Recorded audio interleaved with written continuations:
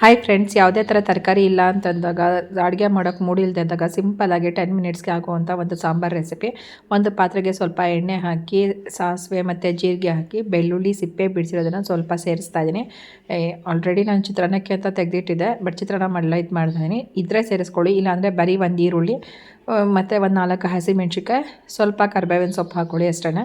ಸ್ವಲ್ಪ ಲೋ ಫ್ಲೇಮಲ್ಲಿ ಇಟ್ಕೊಂಡು ಚೆನ್ನಾಗಿ ಇದನ್ನು ಫ್ರೈ ಮಾಡಿಕೊಂಡು ನಾನಿಲ್ಲಿ ಮಾಮೂಲಿ ಬೇಳೆ ಸಾಂಬಾರು ಪುಡಿನ ಹಾಕ್ತಾಯಿದ್ದೀನಿ. ಮನೆಯಲ್ಲೇ ಮಾಡಿರುವಂಥ ಖಾರದ ಪುಡಿ ನಿಮ್ಗೆ ಎಷ್ಟು ಬೇಕಷ್ಟು ಹಾಕ್ಕೊಂಡು ನಿಂಬೆ ಹಣ್ಣಿನಷ್ಟು ಗಾತ್ರದ ಹುಣಸೆ ಹಣ್ಣನ್ನು ನೆನೆಸ್ಬಿಟ್ಟು ಅದರ ರಸನ ಹಾಕ್ಕೋಬೇಕು ಅಷ್ಟೇ. ನೋಡಿ, ತುಂಬಾ ಸಿಂಪಲ್ಲು. ಚೆನ್ನಾಗಿ ಇದು ಕುದಿ ಬಂದು ಒಂದು 5 ನಿಮಿಷ ಬೆಂದ ಮೇಲೆ ಎಷ್ಟು ಬೇಕಷ್ಟು ಉಪ್ಪು ಹಾಕ್ಕೊಂಡ್ರೆ ತುಂಬ ರುಚಿಯಾಗಿರುತ್ತೆ. ಎಸ್ಪೆಷಲಿ ಹುಳಿ ಇಷ್ಟಪಡೋ ಅಂಥವ್ರಿಗೆ, ಬಸ್ರಿ ಹೆಂಗಸ್ರಿಗಂತೂ ನಿಜವಾಗ್ಲೂ ತುಂಬಾ ಇಷ್ಟ ಆಗುತ್ತೆ.